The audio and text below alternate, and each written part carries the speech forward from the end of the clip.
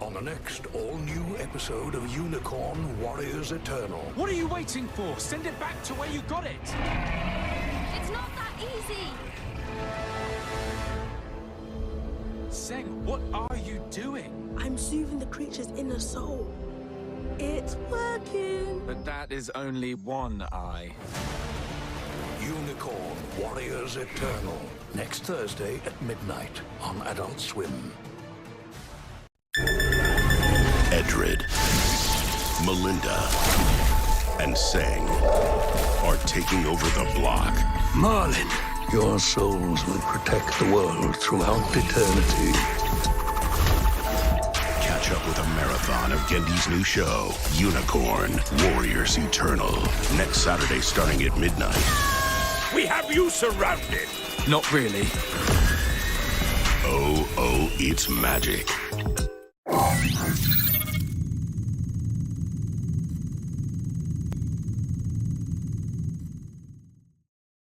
Parents strongly cautioned, the following programs are intended for mature audiences over the age of 18. These programs may contain some materials that many parents would not find suitable for children. The programs may contain intense violence, sexual situations, coarse language and suggestive dialogue.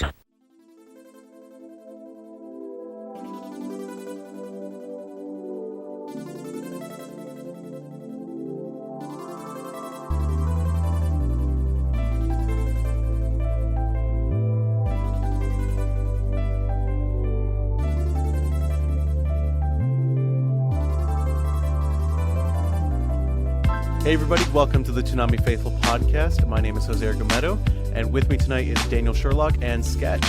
But tonight we're going to be interviewing someone very special who's continuing the legacy of Samurai Jack in comic book form, Jim Zub. Say hi to the people. Hey, how's it going? Very nice to be on the show. Thanks for having me, guys. No problem. Thank you for taking the time out of your busy schedule to be with us.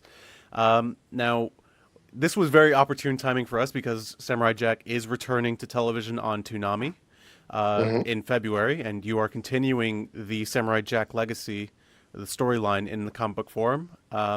So we thought we'd go ahead and ask, how did you get your start in comics? Well, it's pretty involved. I actually, obviously grew up on comics and all that kind of stuff. I think you can say that's true of pretty much everyone in the business. And my background's in animation. So I got into the business through, I worked in animation for a few years. And then an opportunity came up to work with a studio called Udon that's here in Toronto. And they do a bunch of different artwork for animation and video games and also for comic books. And they were doing a lot of different comic book work at that time for companies like Marvel and Wildstorm. And eventually they started doing the comic series for Street Fighter. This would have been back in 2003. So I started working with them about, I guess 10 years ago. Jeez, can't believe it's been that long. And so that's how I kind of got my foot in the door of the business. I had done some little comic book stuff for myself. I did like a little web comic back in 2001 and things like that. But actually getting my foot really in the door in the business was 2003. And I sort of bit by bit was working on all kinds of different projects there at the studio, and slowly but surely learning how stuff works in terms of publishing, in terms of storytelling, and slowly getting experience. And then in 2009 started developing my own comic book story that I wanted to release, that got published in 2010 through Image, and it's still going. It's a fantasy comedy series called Skull Kickers, and that's probably where most people first saw my work in any kind of a big way. So that's been, so since then it's been about 3 years of pretty hardcore kind of comic book working, moving from art into writing, and then getting this opportunity to work on Samurai Jack, which is just phenomenal. So I see here that on your timeline and your blog here, your first creation, I guess, is Makeshift Miracle. What would you say, what lessons did that teach you on the way over to Skull Kickers? Well, it's interesting, right? Because I think everyone they always say that thing, everyone's got a story, everyone's got an idea, they want to tell a story of something. And so Makeshift Miracle was like taking a bunch of different elements or storytelling things I wanted to do and inadvertently learning how to tell a comic book story. So pacing and paneling and how to put things together and how to really present a story properly. And, warts and all, it really is a very special story to me because it was where I figured stuff out, where I was able to kind of test things out on my own idea. And so that's really, I think for everyone, they say, well, how do you get into this business, or how do you start, how do you become a writer? And it sounds really corny to say, well, you write, well, you create stories. Well, you have to do it wrong, or you have to do it multiple times, and improve and critique yourself and build those skills up. It's not like in almost any other business, you would go through a period of practice, right? So if you said you want to be a professional baseball player, you would go and you'd play as a kid, and then you'd get better at it, and then you'd join like the AAA and then the AA, and then you move your way up to or the AA and the AAA, and then you move your way up to the professional, sort of thing if you're good enough at it. And I don't think there's any difference in terms of a creative business. So you have to get that experience. So something like Makeshift Miracle was a way for me to build up my sort of, knowledge, my toolkit of storytelling in a comic book form. So now, I'll be honest, I'm not very familiar with comic books. I read every so often. So what's it like to work on something like Makeshift Miracle, which you did self-publish, and then going to work with a label? Is it easier? Is it harder? They're all different experiences. The good thing is, because I worked in animation for a while, you get used to working on kind of other people's properties. They're just different sort of sandboxes. There's amazing flexibility when you're working on your own stories, because you can kind of do whatever you want. But that doesn't, in many ways, working on a commercial property, it's nice to have other people to bounce things off of, or it's nice to even have a structure in place. I find it's almost like exercising different creative muscles. So when I'm working on Samurai Jack, it's not mine, and that's a good thing. There's a structure there, and there's a way that things have been done. And I'm not here to copy what's been done. I'm here to bring more to it, but not to ignore, what's in place there. And it teaches you a lot about, putting you into situations where you need to match what's there. You're playing in someone else's sandbox, and that's an honor to be able to do that.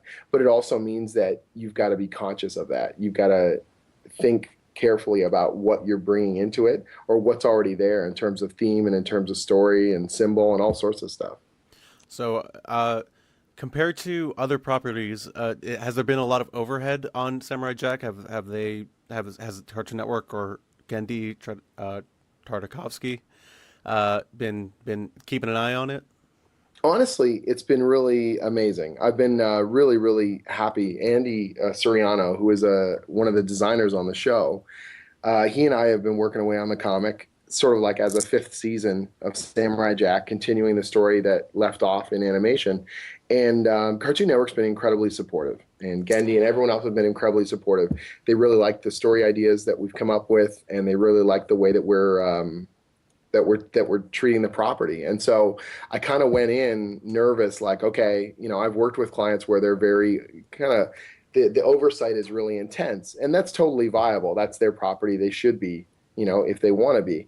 But it's been a really smooth working relationship so far. We've been able to throw out lots of ideas. They really like almost everything that we're bringing to the table. And we're being very conscious of, what made Jack great. And Andy was part of the original production team on the cartoon. So, he's bringing that into play as well. And I think that gives them more confidence that what we're doing is on target.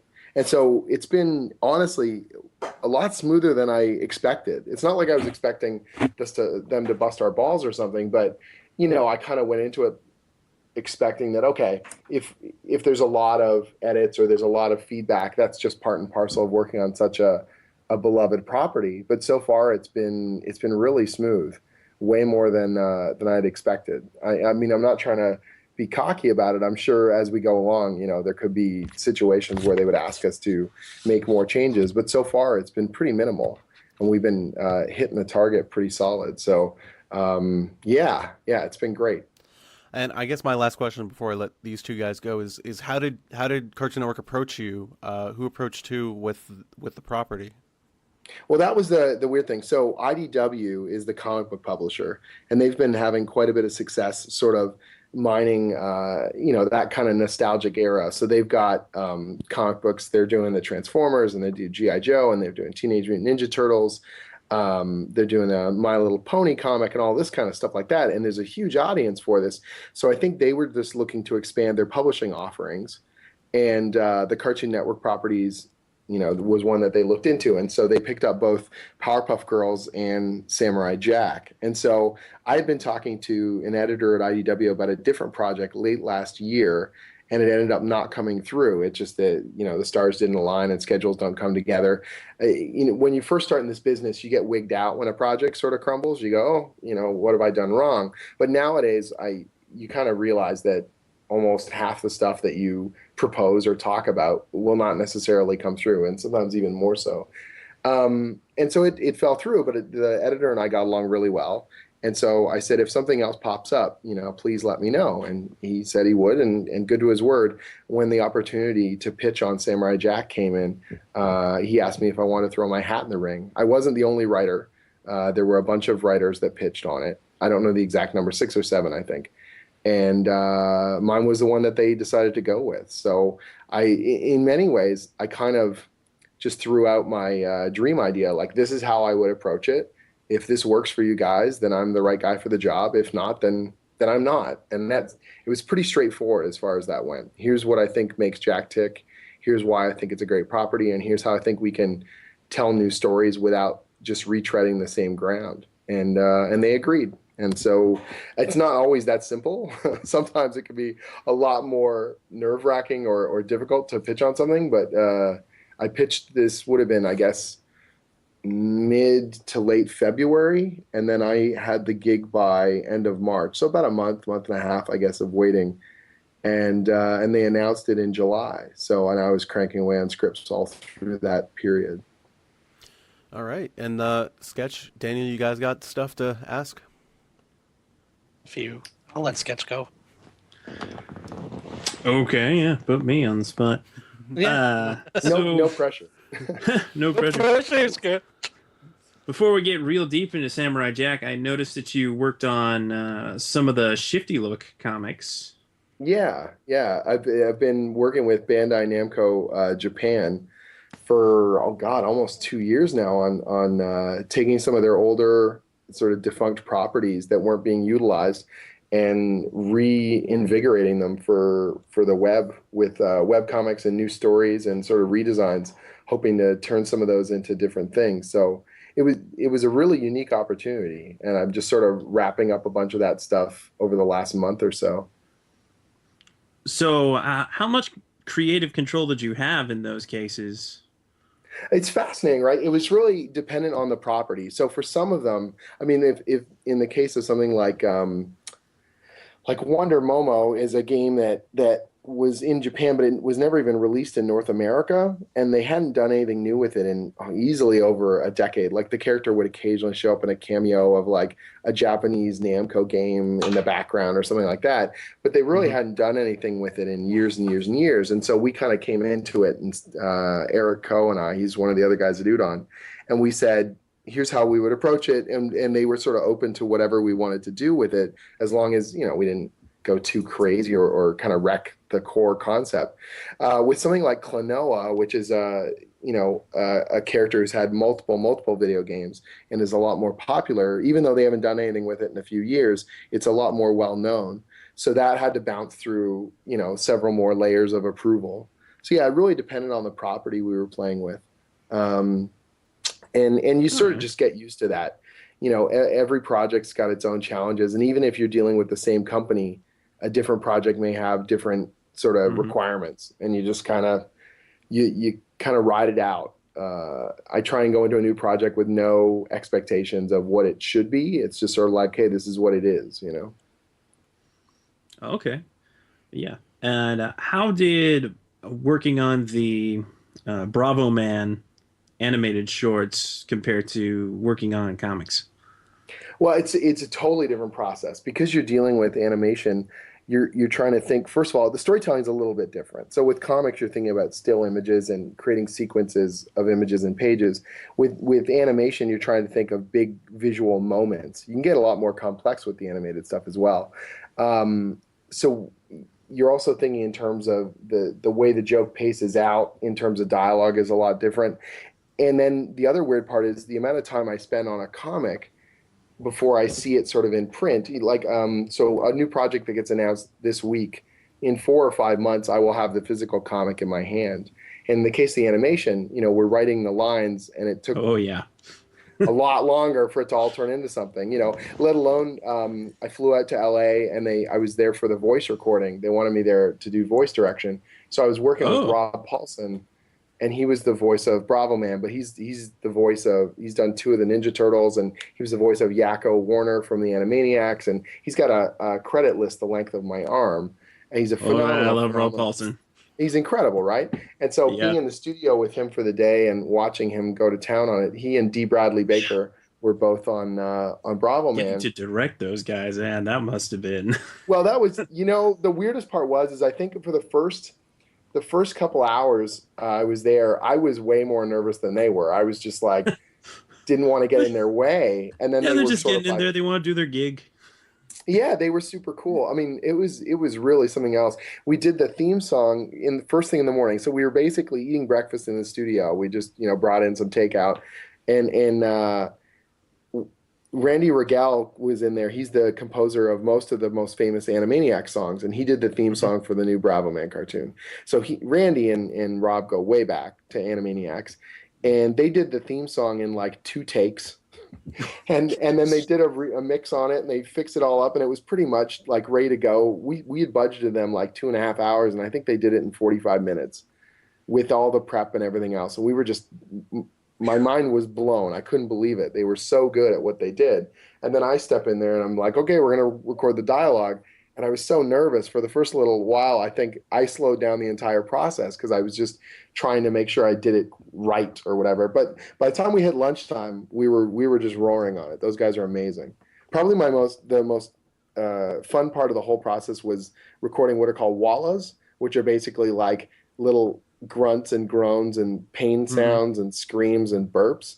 So we had this crazy laundry list of walla sounds that we had to record. So you can imagine, you tell Rob Paulson, okay, we want your character to record sounds of pain from 1 to 10, with 10 being the most painful. And he just does this building, rising, screaming, wrenching, comedy pain. And we're trying not to crack up in the booth. And then because we're not cracking up, he's pushing it even more to try and make us crack up.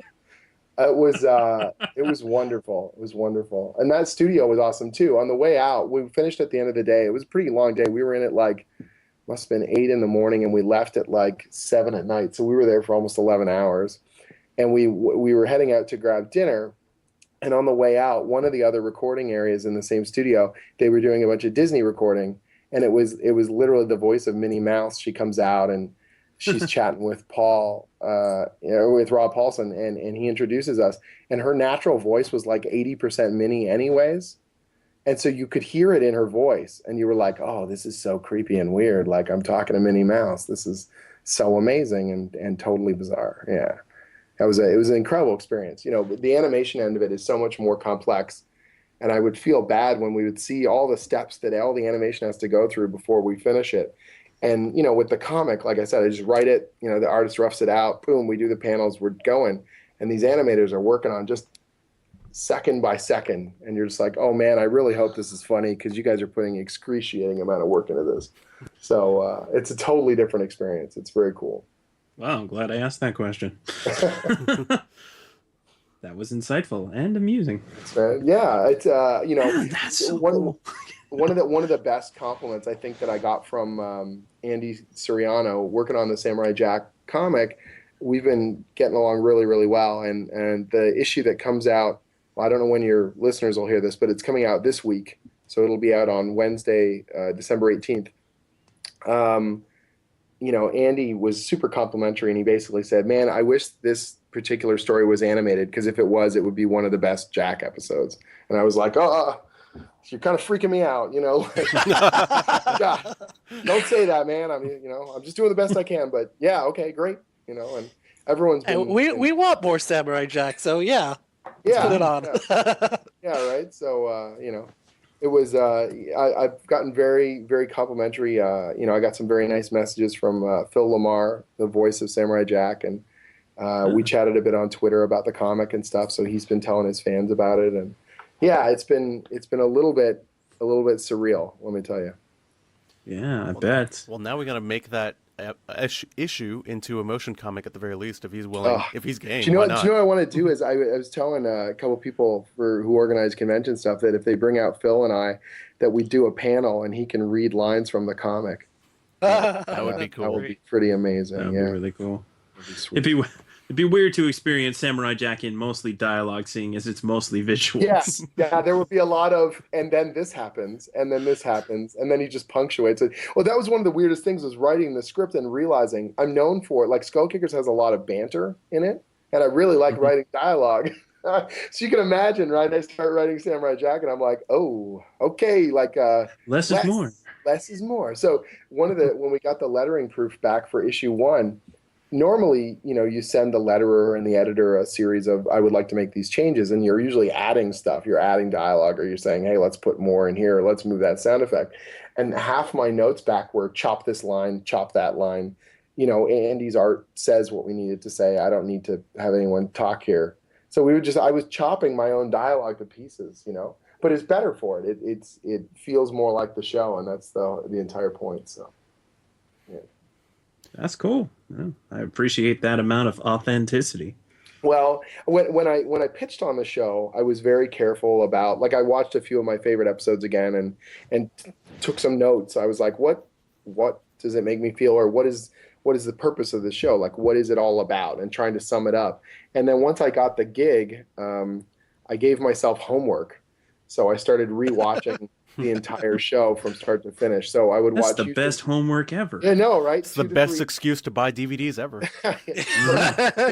2 to 3 episodes a night. I was watching most nights of the week, and I had a little notepad there, and I would take down notes. And they weren't like things I wanted to copy, because in the pitch, I actually said, we need to introduce new things. Because the show, you guys are fans, this, other than a coup, and the Scotsman shows up a couple times, but other than those two, Jack doesn't really run into the same characters over and over again. It's not about that. It's about a journey where he goes to new places, and he's the stoic center, and everything else changes around him. So he goes to new locations, and he meets new allies, or he fights against new challenges. And so I said, I know the first thing that most people would want to do is bring back all their favorite stuff and have it happen again. And I said that's the worst thing we can do. The best thing we can do in the spirit of Jack is to create new places and new challenges and new enemies in the way that the show did, because that's the way it'll feel the most like a 5th season,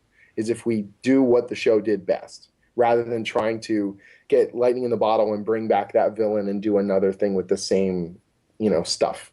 That we got to add new things into the mix. And that was what they apparently really liked about my pitch, was that I wasn't just saying, okay, the archaeologist dogs are coming back, and okay, the fish people are coming back, and this sort of thing like that. It was very much like, yeah, that happened, and we're doing new stuff. And so, and Andy was super positive about that as well. He said, I'm a better artist than I was 10 years ago, and I'm excited for new challenges. And so I feel almost guilty, because I've got one of the character designers from Samurai Jack taking your comics. taking my craziest ideas and going, yeah, that, blah, and just sort of blowing out these awesome, amazing designs.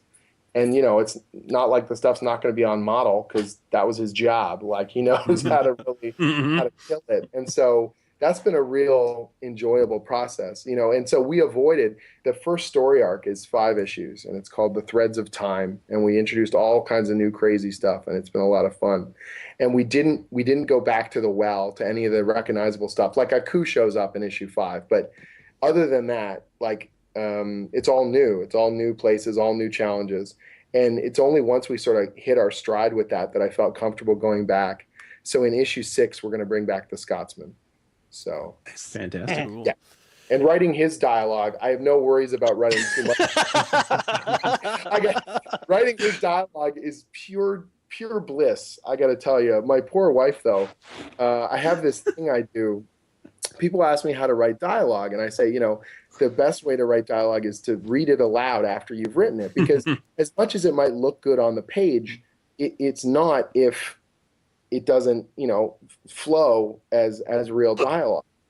And so, just like when we were writing the Bravo Man scripts, we would read it out loud back and forth to each other, even before the voice actors got it, and they were going to do their own version of it, but just making sure it's got some kind of something, right? But with the comics, I'm always reading the stuff aloud. So my poor wife, I was like bouncing stuff off her. I would watch an episode with the Scotsman, rewatch it again right before I dialogued up the comic, and then I would be screaming it out loud the way he does, and so she's like, "Well, that sounds right." And I actually like hurt my throat because I was just like yelling this dialogue all night while I was dialoguing up the first issue. Not easy to imitate any of John DiMaggio's roles. No, man, that guy's amazing, right? And so coming up with some of these lines are really, really funny, fun stuff, and trying to make it sound like that weird, twisted, like Scottish brogue with weird word usage and replacements and slang all slammed in there. And again, not trying to repeat things he said from the episodes. Like, I don't want him to insult Jack the same way he did in the show. I want him to come up with a new one that sounds like a, valid whatever, right? And so that was a lot of fun to come up with these things and then to do these stupid lines of dialogue, right? So, if I may make one tiny suggestion, sure. Like, not right now. Maybe like 50 issues in. Maybe like 100 issues in. Oh God, technically we're doing 10 issues. I would be absolutely overjoyed if they made it an ongoing series, and I think everyone on the team is crossing our fingers that we get more issues out of it. Which means go buy it, everybody, because I want my suggestion to happen. Damn right. Do it. Buy it. But my tiny little suggestion is bring back the archaeologist jogs. I miss them. The archaeology, but this is the thing, is that I want it to be a real special thing when we do bring someone back, that it isn't like, episode, that it's just a bad remake show of the same things you've seen before. So bringing back the Scotsman in issue 6, it's a bit of a mini event, because you're like, oh man, he's the most requested, return character, and this is going to be so awesome, so, but being able to mix those stuffs in, and of course, even writing a coup as well, all those things, you want to really generate that feeling from the show. You want it to feel right. You want it to really stand on its own merits. Right. You want it to feel organic. So in 50 issues, I think it'll be organic by then. Well, hopefully. I joked around to my wife. I said, if they make it an ongoing, then I have to stick around for 53 issues. And she goes, why 53? I said, because there were 52 episodes, so I need to. And she's like, well, that's pretty cocky. I'm like, I'm not saying we're going to get that. I'm just saying if they made it an ongoing, I've got to cling on for that many issues, right? She goes, okay, whatever, you crazy. But that's pretty wishful thinking. Don't.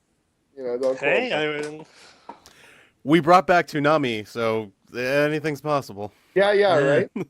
True. But I gotta tell you, writing dialogue for these characters, and when people tell me, the best compliment we got, issue 1 came out and IGN reviewed it, and it said that it read like a lost script from Tartakovsky, and we were like, yes, That's always good to hear. That's right. Wow. So Can you get a better compliment than yeah, that? that's pretty much. And what's funny is I feel like we're getting better as we go. Like, I think we rode the nostalgia of holy crap, it's back on the first one, and so people were just like, oh, thank God, there's more Samurai Jack. So even the things that I look at now and I go, oh, I could have done that better.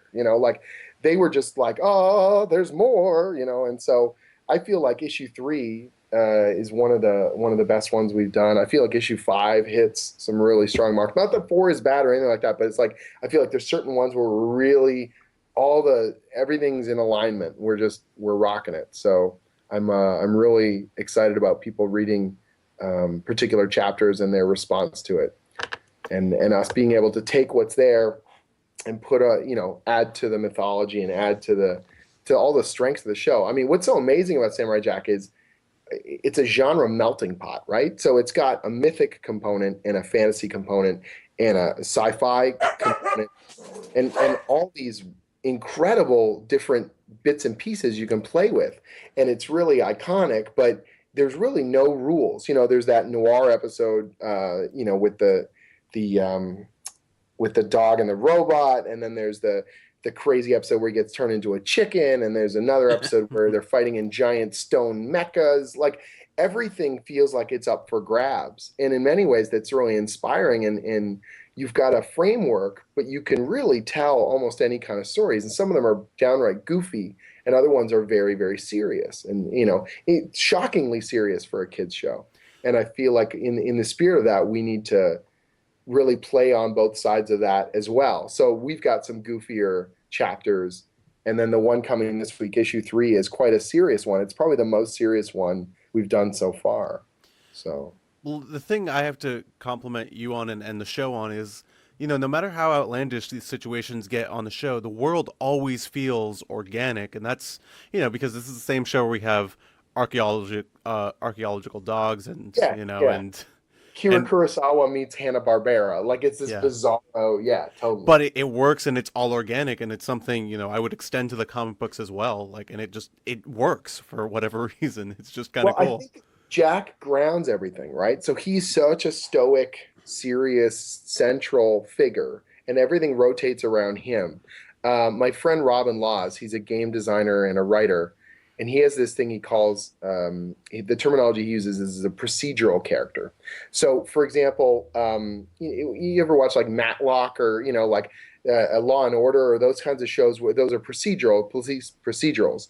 The point being is that the characters are in the show and they have little character moments, but they're staying the same from episode to episode. We don't watch Matlock to see Matlock go through a standard character arc where they're going to learn something and become, you didn't watch Columbo and be like, oh, is this the episode where Columbo loses it? You know what I mean? No, it's always about Columbo solves the crime, and the crime is what changes around him, the situation and the scenario he's placed in to solve, right? Jack is a procedural character. He basically stays the same throughout the show. There's episodes where things happen to him where he gets mucked up, or, there's that episode where he forgets who he is and stuff. But for the most part, he is the central figure who stays the same, and we want to see how the figure we know, the person we know, reacts to all the outside stimulus that's changing. So whether that's weird underwater adventures or crazy, mythic haunted house or whatever it's going to be, we know who Jack is, and we want to see him injected into new challenges and new scenarios to see him be Jack in that situation. All right. Now that we've professed our love for Samurai Jack, we do have questions. I don't know what happened to them all. I don't know. It just blew out the well, dude. That's what happens when we talk about Samurai Jack. It's just let's keep talking about Samurai Jack. Guardian come back. The blue Guardian looks like Morpheus. Yeah. Oh, yeah. Well, it's funny, right? Because one of the things I do is I'm on Twitter a lot. Almost everyone in comics is on Twitter. Sometimes you wonder when anyone's getting their work done. But I get asked a lot about, are you ending the story? Are you going to have that guy, the blue guy, come back in the thing? And I'm like, well, okay, I want this series to go as long as humanly possible. So I'm not currently planning to end it. But B, I wouldn't end anything without, Gendy's A-OK or Cartoon Network telling me to. It's not like I can sneak it in there, Hey guys, we're just going to finish this whole thing, okay? That'll be issue 11. Are you cool with that? Whoops. A bit of your life's work. We're just going to end it. So, people asking me weird questions like that where they're like, are you going to, does he kill a coup? I'm like, A, we haven't written that. And B, do you really want me to tell you, even if I knew? Like, sometimes people want things to be spoiled for themselves in very strange ways. I don't understand it when it comes to entertainment. They ask you very pointed questions where they're trying to ruin their own entertainment. So that's a weird trend we've noticed. It is. It's like, so we just released the ordering info for issue 6, and it says the Scotsman is back, and it says they're going to be fighting against this curse, but we can't tell you what it is. And the first thing people ask me on Twitter is, what is it? And I'm like, no, we can't. No, we're not. You got to read the thing. We It's want you the to be curse of the archaeological dogs. That's Nice. what it is. Yeah, we want you to be surprised. Jose called it. I'm calling it now. Good show, Old Bean. Good show. We want you to be surprised. We don't like. You just want. Even if I would wanted to. Do you really want me to tell you over Twitter 4 months in advance? Or That this would- podcast? Yeah. Hey guys, guess what? It's a big thing. You're gonna love it. It's bleh. Oh. Yeah. Anyways, we got to move on a little bit here. No. It's all good. Believe me, I'm sure everybody enjoyed that sketch. You got any more, or are we going to move on to Daniel? Oh, let me think about that. Yeah, actually, off the top of your head, you want to tell us some of your favorite episodes of Samurai Jack? Sure. Because I just rewatched them all. I got them all pretty tight in mind. The Scotsman obviously is a wonderful character, and all the episodes he's in are a hoot. I really like the Samurai versus Ninja one. Oh yeah, where That's fun. the ending turns into that light versus darkness split. I think the experimentation that the show did was really impressive. I love that they would play with the animation medium, and they would play with composition, and they would play with light and dark and all these different types of things. And as the show went along, especially when I was watching them back to back, I noticed how second season was a lot more sort of experimental than first season, and third, and then fourth. And fourth is like the most bold, or feels like they just feel confident they can try anything. And so I actually told Andy, I said, as the comic goes along, the more chapters we get, I'm hoping we can just make it an ongoing. We can start doing crazy thing with the comic medium where we're going to make you like rotate the book while you read some weird thing where Jack gets pulled into a spiral, or just really fun stuff that we can try and be as experimental with comics as they were with animation. And so those episodes tend to be the ones that jump out at me as really special ones. So the Haunted House one's got this awesome style shift that happens, midway through the episode, when Jack starts seeing those visions of the ghosts and stuff. And so that one's a favorite of mine as well. The Jack versus Mad Jack has probably the strangest climax of any children's cartoon, where it's literally, you got the story about this guy with a sword and he's kicking ass. And this is the episode where basically just Zen quietness solves the problem. It's just unlike any other kids show ever. And it's a really, really cool, it's a surprisingly deep, concept. You've got this sort of darkness of his inner self that's been pulled out by a coup and made into a physical being. And they go at it, and then Jack just wills it out of existence with his own inner peace. And that is, that's a favorite of mine. All right. Great. Fantastic. So, Daniel, or Sketch, if you had one more. Yeah. So you say you're not really looking to end the series, but I'm kind of curious about if the comic is going to touch on earlier parts in Jack's life. Potentially. It's, one of the things I didn't want to do, I didn't want to get too much into backstory. I wanted to push things forward. When you've got a show that's been away for 9 years now, people want forward momentum, right? So I didn't want to get stuck into a feedback loop of, here are stories that happened before the stories you've already seen, because then they don't feel like they are filling in gaps, or they're giving you new information, but it's not new and forward. Do you know what I mean? So our priority, particularly with the first story arc, was new season 5, moving forward, different stuff, that Jack's got the story of our first storyline is called The Threads of Time. So Jack's got a new potential way of getting home.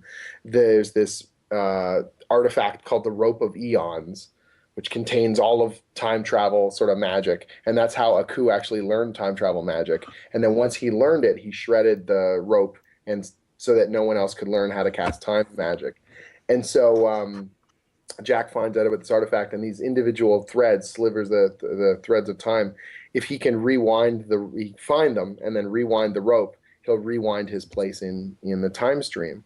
And so that was sort of a way where we could touch upon the classic story element of, Jack is got to get back to the past, but we're moving it forward with a new goal for him, and we're doing it in a way that hasn't been done before. And I think that kind of thing where everything is in play from the previous episodes, but we're not stuck retelling things or minuscule sort of insertion of past elements as much. I think if we had if we do get an ongoing, I'm just going to keep saying that because I want that to happen. But if we then we'll have so much more flexibility to do that kind of stuff where we can spend one issue doing a story from the past or showing him as a teenager or all sorts of cool stuff like that. Alrighty. Daniel, I guess it's your turn now because we gotta move on a little bit. Sure. First and foremost, please take my money. Well, you gotta pick up the first. I guess by the time this goes on air, pick up the first 3 issues, and I think you guys will. I think you'll be pretty happy. I'll just keep on buying them every time they come out. Anyways, yes. What makes Samurai Jack so loving franchise, and why would you want to continue it, per se? I think what makes Jack such a great story is it has all the classic elements of very integral mythic storytelling. So you've got the wandering hero. I mean, he is exemplary of a lot of these kinds of wandering heroes archetypes from samurai films, from westerns, from any kind of stranger in a strange land sort of storytelling in sci-fi and in myth. But because you put it into this funky future controlled by a coup, you have so much more flexibility. Like I was saying earlier about the genre melting pot, that you can have you can have episodes that feel completely fantasy oriented. You can have episodes that feel completely sci-fi centric, and they all feel like they fit together. Nothing feels like it's outside of the realm of possibility, and it all feels like it's in play. So when you see how much flexibility that has, and it's a fun action show that weirdly has such a quiet center to it. It's all about building up mood, or it's all about setting a particular atmosphere, and then these explosive bursts of action. I think it's unlike any cartoon that's ever been, even while it plays off of a lot of things that are sort of deep core adventure storytelling and does it very, very well. Nice. So that's it should always be. Yeah, obviously. You mentioned Gindi supporting it. Have you ever thought of actually letting Gindi write in the comic? It's not up to me. I'm sure if he wanted to, IDW would be more than happy to let him, jump in. He's been doing movie stuff, like he did obviously Hotel Transylvania. I think he's working on Popeye right now. Popeye, and you mentioned Samurai Jack movie, but right, but the Hollywood grind is intense, and I know just about any time anyone says they want to do comics and media, it's almost impossible to do both movies and TV schedule stuff, just because the grind on it's intense, right? And so it's not from. I'm sure IDW would kick my ass out in a heartbeat if Gent said he would come write the scripts, right? Oh yeah. And I don't take that as an insult at all. If George Lucas said, I don't mean kick you off. I mean, like, have him write a few issues. Totally. But Gendy's doing he's doing alt covers for the comic, which has been great, and they're absolutely stunningly beautiful. And so that's very, it's like a real vote of confidence to us on the rest. At least he's working on it somewhat. Oh yeah, but I think he sort of did a bunch of the covers ahead of time so that it doesn't impact his ongoing schedule. But yeah, it's and they're gorgeous. They turned out just awesome. He did up the drawing for it, and then they went to I'm brain farting on the name. One of the background painters, I believe, from the show, and then the guy did the final pass on them, and they're just stunning. So I'm kicking myself. I can't remember his name. Nice, but yeah, it's been like I said, it's been an absolute thrill. If we just do these 10 issues, and there's definitely nothing wrong with that, and we do our 2 sort of collected books when it's finished, and that's my contribution to the franchise, I will be very, very, very happy. And it's been a rush. I actually just finished the script for number 7 today, and we're just finalizing details on how number 8's going to work. And it's been a blast. Everyone involved has been just stellar, and it's a little bit of a pinch me kind of a moment. When you're working on comics, you're always thinking 4 and 5 months ahead. So even when issue 1 was coming out, it's like it didn't feel real because I was busy working on number 5.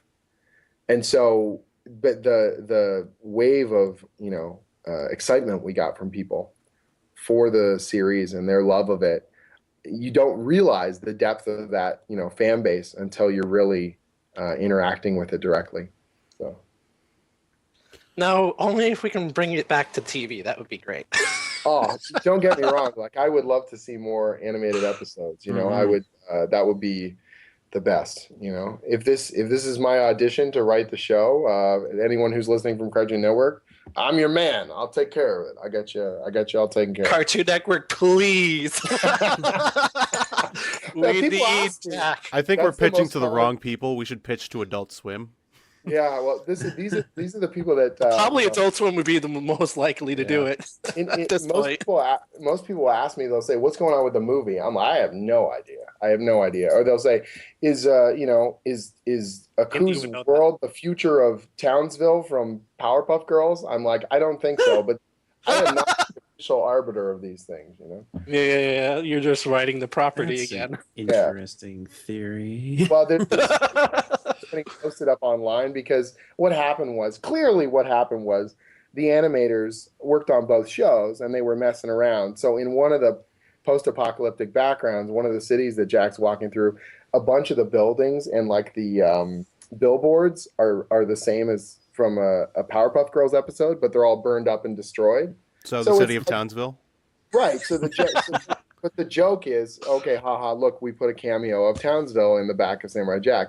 But when it comes to fan bases, they screen cap it and they go, "Look, it's canon," and you're like, "What? You got to calm down." Like, it's a long tradition of animators putting dumb stuff in the backgrounds of things to amuse themselves because they have long grinding jobs. So I don't think that necessarily means Gendy's sitting around steepling his fingers, laughing. Oh, it's been planned all along. Gendy Tartakovsky is not Eisen. Nice. Don't get me wrong. Like, when I was at San Diego Comic-Con, we had a panel with IDW, and we were talking about different things, and people were asking questions. And I actually ended up getting the last question of the panel. I grabbed the microphone and I said to IDW, I said, "When do we get to do a Powerpuff Girls Samurai Jack crossover?" And God! The crowd just starts screaming and whatever. So that would be awesome. The crossover I want to see is Samurai Jack and Symbionic Titan. Oh man! Well, and that was one of the funniest things was Jack got announced in early July, and I think the press release was up for 15 minutes before someone tweeted at me and say, "Will you continue Symbionic Titan?" And I was like, "Dude, they just announced Samurai Jack. Like, it's literally been 15 minutes. The book's not coming out till October." And you don't even care. You're ready for the next thing. Like that's. Yeah, I'm ready for the next thing too. I know, right? Months ahead of the rest of us. I know, right? It's like the day they announced that Netflix deal with Marvel, and they were like, "We're doing 5 TV shows. We're gonna have Daredevil and Luke Cage, and like if you were 13 years old, you would have crapped yourself because oh my God, they're making like 5 TV shows of Marvel stuff." And the first thing people on Twitter said was, "When are they gonna do the Punisher?" You're like, dude. They just announced the thing. Could you let it exist for an hour before you throw out more ideas? No, that's too slow for internet time. I know. Internet time. It's like a year after you announce it. It's insatiable. I think the Netflix model is the perfect. It's like the feeding frenzy, right? Because now you can watch every episode of a show. So something like that House of Cards comes out, and there's no release. It's just the whole season at once, so then people just binge on it. Yeah, we've gotten really used to like instant gratification. We're just like, all right, I got it. And that was the thing. The first issue of Jack came out, and I got tweets from people, and they were like, "I can't wait for number 2." I'm like, "Well, you have to. I'm sorry, dude. A whole month?" I'm like, "That's comics. I'm really sorry. Like I can't make them go any faster. I apologize. Well, if you have a time machine, maybe. A little clear. I wish, bet Jack wishes he had a time. We're making too many references now. But the wait makes it all the sweeter. I think so. Do we have any final questions before we go ahead and wrap this up? Oh, that's it for me, really. I've got a couple more, and then we're gonna go ahead and I think wrap this all up. Well, Samurai Jack is coming back in February. Does I don't know if you know this, but does IDW or Cartoon Network have any plans to maybe advertise the series, or sorry, the comic book series, during the airings? No idea. I really think that would be phenomenal. Like the way I got into comic books when I was a kid was by watching Let's ask Adult Swim the G.I. Joe cartoon. So the old G.I. Joe cartoon, at the very end of the show, they would have the credits roll, and then right before the logo for Hasbro or whatever, they would have a quick little spinning cover, and it would say, read the Marvel comic, and it was literally like 4 seconds, like blah, blah. And then it was the newest issue of the Marvel comic, they would show the cover, and my little brain would just go, yes, television, and then I would zombie walk out the door to the comic book store and buy the new G.I. Joe. I think that I don't understand why every cartoon that's based on comics doesn't have that. Like at the end of the Walking Dead show, it should say read the comic. Like that should be in their contract.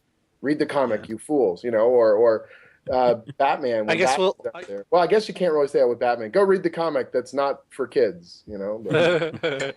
I guess we'll ask Adult Swim to advertise it, or if they want Tom. to do it, if you're talking to the Adult Swim guys and they want to do a contest or like win some signed comics or artwork from Andy or I or whatever, just have them get in touch. We'd be thrilled to promote the comic and pimp out the show at the same time. That would be the best. Sure. Synergy. I have Jason's phone number. Why not? Sure. But yeah, he does. I've got people who know people. Yeah. Yeah, you do. We had Jason on like last week, so why not? As of this recording, it was last week, guys. Nice.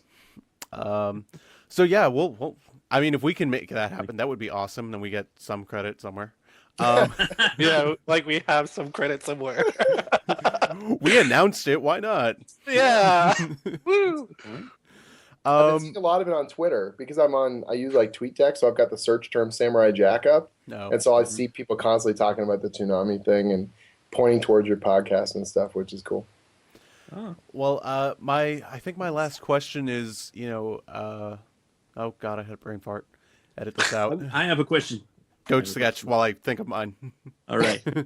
So, obviously, this comic of Samurai Jack is mostly going to appeal to people who are already familiar with Samurai Jack, but is it going to be safe enough for all audiences? Oh yeah, absolutely. We're playing the exact same sort of audience as the show. I think we can get away with a little bit more violence than the show had. So we've got like some blood in silhouette and stuff like that. It's not all robots. We've got him, Jack, actually chopping up some creatures and stuff.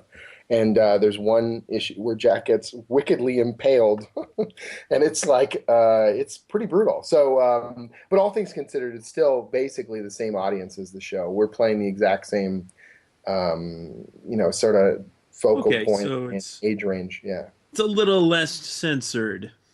Yeah, I mean, it's not like we're trying to push the envelope on there. And I actually wrote in the script, I said, this is going to need to be in silhouette because technically this person will be bleeding out. And so I'm not trying to go against anything that the show sort of established as a threshold there. It's not like all of a sudden, just because it's a comic, we're going to have smoking and swearing and sex or something like psychotic like that, Samurai Jack, the later years or whatever. What? Yeah, we're old enough. You know what's funny? I swear to God, I actually got an angry. This one of the only negative messages I got was from someone who demanded that we should have moved the timeline forward an equivalent number of years because he's an older, like he was, 10 or 12, and now he's 20 or 22, and so. We should have had Jack like older and swearing and gutting things because he's ready for that now. This particular viewer. Jack. Well, that it's kind of funny where one of the only criticisms I got was it's too much like the source material. I can take that compliment, / insult. I can take it. I guess to wrap us up, any final thoughts on Samurai Jack coming back to TV, Samurai Jack the comic book? Any final thoughts on the whole franchises overall? Like I said earlier, I think that it is really, really the reason why it resonates with fans and the reason why it resonated with so many people over the years is because it was really accessible and yet it also aspired to more in terms of storytelling. It would do innovative things. They would try out cool stuff. They weren't afraid to leave scenes silent. They weren't afraid to establish atmosphere instead of just constant flapping mouths and inane kind of banter. They were really about solid storytelling first, and taking kind of recognizable classic storytelling tropes and introducing new kind of twists on them. And I think that's what makes the show so powerful, and why the show feels contemporary, and yet it also feels classic at the same time. And that's what's really great about it. So I hope people enjoy what we put together. Everyone on the comic book team is honored to be able to continue the story. I know Josh Burcham, the colorist, and Andy, the artist, and Carlos, our editor, and myself, everyone on the team we're passionate about it. We're not just pumping out like a commercial tie-in product. And I think that passion comes through in the book. And I hope that people understand that this is because we care, and we're trying to bring our best to it, because that's what the animators did when they were working on it. All right. Samurai Jack is available in the comic book stores now and Comixology. You can go ahead and buy issue 1 and 2 and the collected volume 1. Can I put my website and stuff? Sure. Go ahead. If people want to find me online, I'm at jimzub.com. So JIMZUB.com. And that's my Twitter handle as well, just Jim Zub. I've got tutorials on there about how to write comics, how to break into the business, how to pitch your projects, and all sorts of cool stuff like that. And then you can find out about other comics I'm doing, including Skull Kickers, Makeshift Miracle. I've got new projects being announced very, very soon, and all sorts of cool stuff coming in 2014. And Samurai Jack will be returning to Adult Swim. Adult Swim. Yep. In February. Be sure to watch it. Not Cartoon Network, sorry. And read the comic books in the meantime. The third issue drops December 18th, so it'll already be out when this comes out. Do you have a date for issue 4? They're usually going to be the third week of the month, so okay. I expect it would be out on the because January 1st is a Wednesday. It'll either be the 15th or the 22nd of January. So check IDW for details on when issue 4 drops. Collect the issues today when you can. And thank you, Jim, for joining us. Thank you for taking the time out of your very busy schedule to chat with us about a lonely samurai called Jack. Nice. Nice. Thank you for having me. I really appreciate it. And shout out to Batnick for the suggestion. This was a lot of fun. Thank you very much.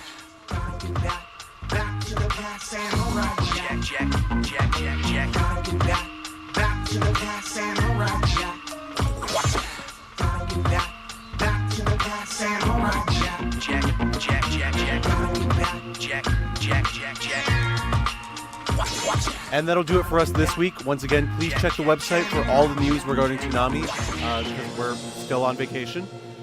I'd like to thank Sketch and Daniel for joining me, Jim for being our guest this evening, and I hope you guys enjoy it. We'll be back next week. Sketch, where can the good people find you?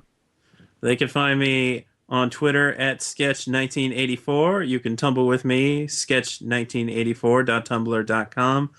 Also, check out Same Shift. That's Same, S-A-M-E, Shift, SHIFT.tumblr.com to listen to the little podcast thingy that I do with Darrell, which amuses us and should amuse you as well. Interesting. Daniel, where can they find you?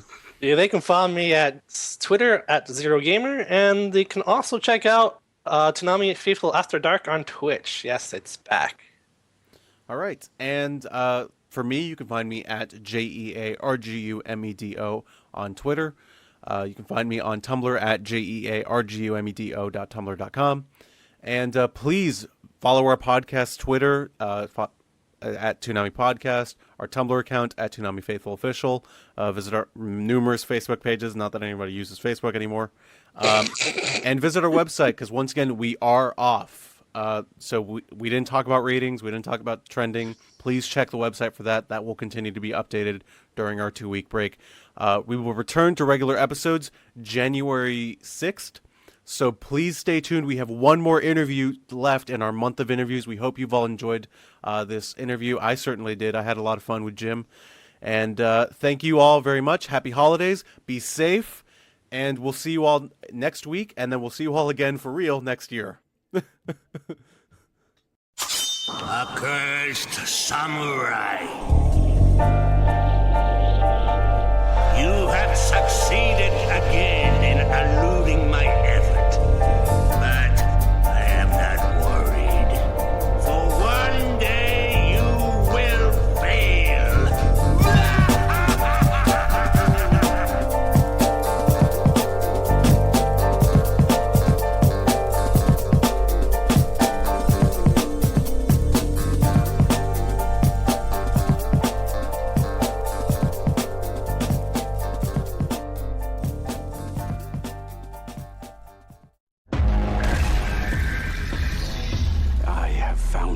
Every Saturday night at midnight, Adult Swim is building you a better cartoon show. Your souls will protect the world throughout eternity. We call it Toonami. Do you believe in magic? Dedicate your heart. Toonami, every Saturday night at midnight. If you know, you know. This is better than anything in the West End.